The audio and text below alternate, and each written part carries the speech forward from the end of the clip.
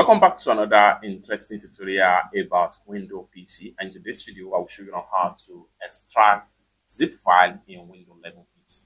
Let me show you how. The very first thing you want to do is to go ahead and make sure you create an empty file folder for PCS extraction.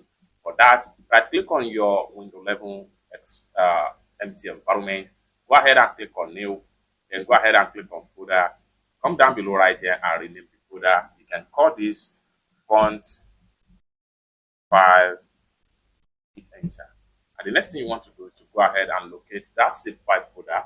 For that, I'm going to bring out a folder right here, and I'll make sure I go to my download folder.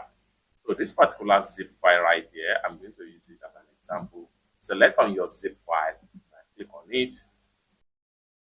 Go ahead and click on extract all.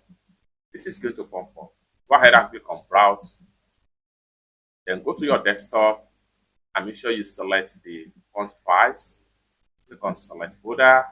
Then you have the folder destination right. Next thing you want to do is to go ahead and click on extract.